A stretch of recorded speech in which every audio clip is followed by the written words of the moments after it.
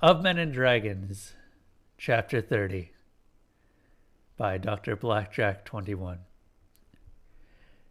Jack wasn't sure where he was at the moment. The best way to describe his location would be to call it nondescript. There was no light, but he could see clearly. There was no ground, yet he was neither floating nor falling. It was the single most boring place he'd ever been. At first, he tried struggling. Climbing, walking, running, and crawling all had the same effect, which is to say, nothing. After that failure, he tried focusing his mind to see if it would impact the world around him. It didn't. He tried yelling, waiting, challenging God or whoever might be listening, and even giving up. It all had the same effect. Nothing. Once in a while, he'd hear Angela, Shahar, or Enbrel speak to him, though their voices seemed distant. It was hard to focus his attention on their words. It was like his mind kept slipping through the words. He'd catch bits and pieces, but it was virtually impossible to put it together coherently. Still, he took comfort in their presence, even if he couldn't see, feel, or understand them. Eventually, they would leave, and he'd be alone again. Not that he blamed them. There was probably a lot to do now that he was stuck, wherever he was. That being said, Jack still looked forward to the time when their voices would return. Those were the best times his nondescript place had to offer. He'd been sitting alone for a while when he heard Shahar's voice again. "Hello." The voice was crystal clear, and Jack understood it perfectly, but his mind distorted the tone of her voice. It echoed through the void, somehow sounding both masculine and feminine. Jack tried to relax and open his mind to better focus on her words when she spoke again. This time, her voice had an edge of impatience to it. "Are you going to lay there and dream all day? Or are you going to sit up and speak with your guest?" That snapped Jack's eyes open. He sat up to stare at the Argun standing before him. Looking at him, her, it, Jack could only describe his guest as the ideal Argun. That's not to say that he, she, it was Jack's ideal version of an Argun, but rather that the entity fit Plato's description of an abstract ideal of a physical object. Plato once explained that a person could look at any tree and understand it to be a tree despite the variety in appearances. He argued that there must be an abstract ideal of every object that our mind would use as a template to recognize any physical object that fits within the template. For instance, a person can intuitively recognize the differences between plates, bowls, and cups, despite each one appearing to be only slightly different than the other. By his own logic, the ideal version of any object couldn't physically exist, because if it became real, it would become too constrained by reality to remain the ideal version of itself. Despite that, before Jack stood the perfect ideal of an Argun. The entity was stable and unchanging, and yet seemed to shift from male to female, depending more on Jack's perception at the moment than any physical characteristic. When looking into the entity's face, he saw the faces of every Argun he'd ever known, and many more he'd never met, despite the face never changing in any tangible way. Jack tilted his head to the side and scratched his hair as he spoke. "Huh. So the lack of input or interaction has finally broken my mind, and I've started hallucinating. Great." The entity tilted its head to the side, mimicking Jack as it responded. "I have memories going back eons before your ancestors learned to strap a rock onto a stick. But maybe you're right, and I only exist as a fractured portion of your mind. Perhaps when you finally die or wake up, I'll simply pop out of existence. Wouldn't that be interesting?" Jack raised an eyebrow at the combination of amusement and patronization in his guest's voice. He crossed his arms as he retorted. "So what are you supposed to be? A god of the Argun? Which one are you? The god of light, or maybe the god of war? What about the harvest, fertility, or the seas, or maybe death? Stop me if I'm getting warm." A warm, welcoming smile appeared on the mother's face as she beamed down at the child before her. "You are indeed very warm, child. I am the goddess of fertility." Leaning in closer, her smile shifted to a seductive smile. Her voice purred with a longing for her lover, barely an icy whisper in his ear. "And the god of death." Jack leaned back a little to distance himself from him, her, it. He wasn't thrilled with the effect her voice had on him. He responded with the most defensive weapon he had in his arsenal, a witty quip. "Goddess of life and death. Isn't that a conflict of interest?" His guest summoned a chair that hadn't existed mere moments before out of the mist. It was the plainest chair Jack had ever seen, and yet, when he, she, it sat in it, the chair became more regal than any throne could ever be. With a curious tilt of his, her, its head, his guest replied, slipping between mother and lover as it did. "What an amusing idea. How could life and death ever be in conflict with one another? They each only exist because of the other. Only within the light of life can death exist, and only out in the shadow of death can life have meaning." Jack leaned forward, refusing to be so easily deflected. "And yet, when you decide it's time, you reach out and take the lives of your children. That doesn't seem very motherly to me." The old woman sitting before Jack had a kind and soft smile on her lips, and her voice spoke of countless fond memories with every syllable. "I have no need to take my children before their time. They all return to me eventually, and when they do, they bring the most wonderful stories with them. They tell me of love, hope, beauty, and passion. When I welcome them into my embrace, it is as a mother welcoming her children home. All that I receive is freely offered, and all that they have I freely give." Jack's eyes narrowed, and he pushed on once more. "So, what happens after you welcome them home? What happens after death?" The old man closed his eyes and shook his head as he replied. "That's not my tale to tell, nor is it the reason for my visit." The entity remained seated and looked at Jack as though waiting patiently for a particularly slow student to catch up. Jack did not like being condescended to. "So, did you come all this way to talk relative philosophy with me? Or did you have some other reason for your visit?" The proud father pierced Jack with his gaze as he answered. "I came to get a measure of the man who caught the attention of one of my favorite daughters. You don't look like much. You're so small and frail. Even now you hang on to your life by the thinnest of threads. Tell me, what makes you think you deserve my daughter's affection?" Of all the answers Jack had been expecting, that wasn't one. He sat back a little, thinking hard. Was this some kind of test? What happens when you give the god of life and death the wrong answer? Was there even a right answer? His mind was a whirlwind of possible solutions, analyzing and rejecting them all as he remained silent.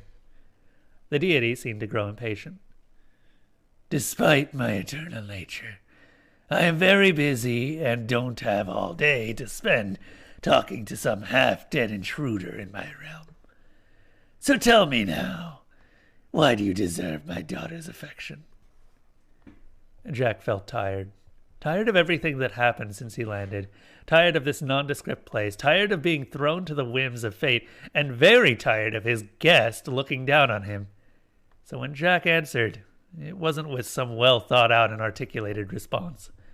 Instead, he just drew out whatever thoughts occurred to him. "You want to know why I deserve Shahar's affection? I don't. Setting aside the whole stupidity contained within the idea of deserving anyone's affection, and believe me, I could tear that idea apart for hours before running out of material, I don't deserve anything from anyone." The entity looked like it wanted to interject, but Jack rode roughshod over him, her, it, never giving his guest any chance to speak up. No one does. We should accept what is offered with gratitude, not begrudge someone for not providing us something we decided they owe us. The whole idea behind your question is absurd. At this point, Jack realized he was standing very close to and looking up at an enormous self-proclaimed god of death. Even with him, her, it seated, Jack was dwarfed by his guest and started to wonder at the wisdom behind shouting at someone who could probably wipe him from existence with little to no effort. Biting back any further ranting, Jack looked at his feet as he spoke again. Sorry. I think I've been here too long and I'm starting to go stir-crazy. I didn't mean... The mother looked down at Jack kindly as she cut him off. You meant every word. You spoke with passion and courage. Don't undo that by trying to back down now. I can see what my daughter sees in you, and that's what makes what I must do next all the more difficult. That last part was spoken by the father again, although it wasn't pride that filled his voice, but sorrow. Looking down at Jack, his face became dark and grim as he took a measure of Jack's soul once more. Not long ago, several of my sons were returned to me with their stories unfinished. They were sent by your hand. What do you say in defense of this act? The question hit Jack like a hammer blow to the gut. When he looked down, Jack could see the blood of the men he'd killed coating his hands. For a moment, he felt an overwhelming urge to wash them clean, but Jack knew this blood was the testament of the lives he'd taken and belonged where it was. Jack closed his eyes and took a deep breath before he responded. As he spoke, he looked into the distance. The face of the last raider he'd killed still burned into his mind. I deeply regret the loss of life. I don't think the blood I spilled will ever stop haunting my dreams, but I don't regret the decision I made that day. You speak of stories cut short? What about Shahar's story? What about Embril's? I'm still haunted by the faces of the dead, but I would do it again if given a chance to live those moments over again. Jack looked up into the accuser's grim face and met the man's eyes as he spoke. Are Shahar's and Embril's lives worth less than the raiders? Or is it purely a numbers game where the majority of lives determines the correct course of action? If so, I reject your accusation. I fought for those who meant the most to me, as any man, woman, or child should. Anyone who says otherwise is either lying, deluded, or a monster. The deity was holding a sword now, one whose blade was longer than Jack was tall. He pointed at Jack accusingly with one hand, and held the sword ready to strike with the other as he spoke. And what of the future? Your very presence is upsetting the balance of my world. You bring conflict and war. Countless more of my children will have their stories cut short. Why should I suffer your presence in this land any longer? Jack looked into the eyes of the god of life and death, and saw only himself looking back. He shook his head, and heaved a sad, shallow laugh. Well, I suppose that depends on you. If you are omniscient and can see all possible futures and know that removing me will lead to an objectively better future for your people, then go ahead and do whatever you have to do. However, if you are bound by the tides of time like the rest of us, mere mortals, and are only guessing at possible futures, then I reject your judgment again. Yes, this road may very well lead to war and conflict, and I'll be forced to take more lives to protect those I care for. You think I'm not aware of that? But it could lead to better food, medicine, and education as well. Probably a little of everything. Will the good outweigh the bad? I don't know. I can only do what most people do every day.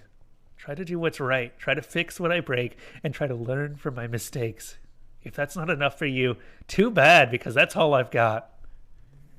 Jack glared at the entity for a few moments in silence. He'd run out of bravery near the end of his rant, and was now glaring out of fear that he'd opened his mouth and have his voice reveal his uncertainty. His guest continued to stare down at the small man for a few more moments before sheathing his sword. It's a shame you were born human. You would have made an excellent Targoon. The deity was suddenly closer to Shahar's height, though Jack couldn't remember seeing her form change. She leaned in, and Jack felt the icy breath of the seductive visage of death once more. Though, if you so choose when you die, I'll be happy to welcome you into my embrace. I'm certain we can find a place for you in the world to come. Jack backed away, a shiver running along his spine, though at the moment he couldn't say if it was due to desire or fear. At that moment, Shahar's voice cut through the haze, and Jack could hear her talking about her day. For the first time since he got there, he could clearly understand what she was saying. He also noticed a faint path had appeared, leading far into the distance, seeming to head into the direction of the voice. Jack spared a glance back to his guest. Gesturing at the road, he asked the only question that occurred to him. Did you do this? The mother looked back with an odd pride evident on her face. Everything that happens here today was due to your own choices, not mine. Until you were sure about what path to walk, none could appear. She looked down at the path that seemed to stretch far past the non-existent horizon. It looks like you have quite a long walk. I'd get started if I were you. Jack stared at the entity a moment longer, trying to decide if he'd really been visited by the divine spirit of an Argun god, or if his mind created him/her/it out of desperation for some form of stimulation. Her enigmatic smile offered no answers, and Jack supposed that even if she provided any answers, he wouldn't be able to tell if those answers were any more real than the entity offering them. In any event, when he blinked, it was gone. All that remained was Jack, the road, and Shahar's voice. Jack shrugged, turned, and started walking. Angela knew she wasn't wrong about what she just witnessed, but replayed the video of what had happened just to be sure. Sure enough, Jack's index finger on his right hand had twitched. She quickly did a series of scans to see if there were any significant changes. While it seemed there might be some slight improvement, it was well within the margin of error. It wasn't likely that Jack was suddenly going to wake up, but still, despite the lack of evidence, she felt her hopes surge at the tiny movement.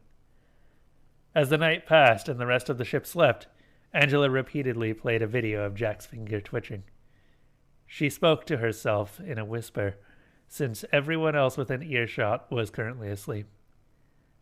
Hurry back, you big nerd. We need you here, not lost in some weird dream.